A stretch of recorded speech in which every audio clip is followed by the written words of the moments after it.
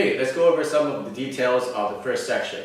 So once you get into your stance, you want to have a good structure so that you are not easily pushed and you can deliver power in your attacks. So the first thing, we're going to start with our feet and then work our way up to the top of our head. So when your feet are like this, the intention is to have your feet screwed and drive into the ground and turn out like this. Okay, so if I was going to use that intention, and if my feet actually move, it would actually move out like that. But we're going to grip it onto the ground with all the points of contact on our feet. Alright, so the points of contact is our heel, the ball of our foot, the smaller ball of our foot, and the toes. So you want to make contact with all the points of your foot and screw it into the ground this way.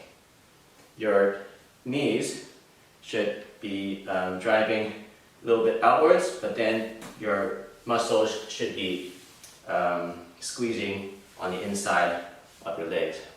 So you feel that you have pressure going out this way, but also you have something pulling it back with your muscles on the inside.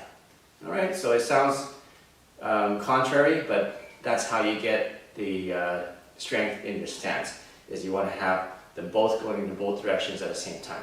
So while it's going out, once again, the feet are going outwards, your heel and all the points of your foot are touching the ground. Okay, make sure your toes are not up in the air, your toes are all touching the ground. Your knees are wanting to rotate this way, and your inside is pulling it back in.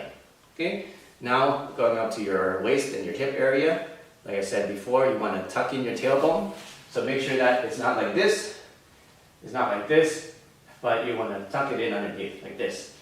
Okay, but not too much like this, because then you get a indentation here. So the reason for all these structures is to create a spring and wave effect through your body.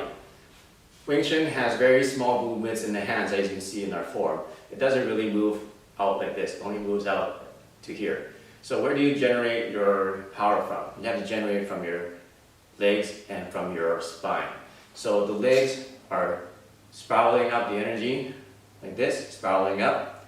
Once it reaches your spine becomes a bow. So here's the bow like this. It is releasing like this. So here's the bow, it's pulled and then releasing. So it goes from a curve to a straight. So you combine both, your legs come up and releasing. It's such a small movement, but once you can train it, you get lots of power. So spiral comes up the feet, up the legs, up the spine, and then once it gets up to the spine, you want to transfer it to your shoulder, down into your elbow, and into your wrist, and into your knuckles. Alright, so there's actually 3 springs here. We have your your feet going up to your hips, through your legs, then we have your tailbone going up to your bone up here between your shoulders, the big one on your neck, behind your neck, and then we have the spring of the shoulders here and sinking the elbow.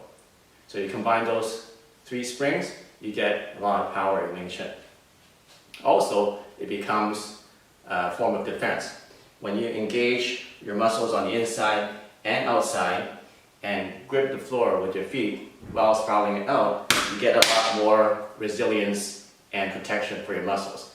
Also, when you round up your spine, you get a lot more resilience in your waist area.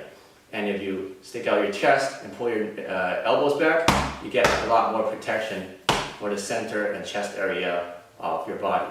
So a really good stance, what it does is it gives you protection, and it also gives you more power in your strikes and attacks.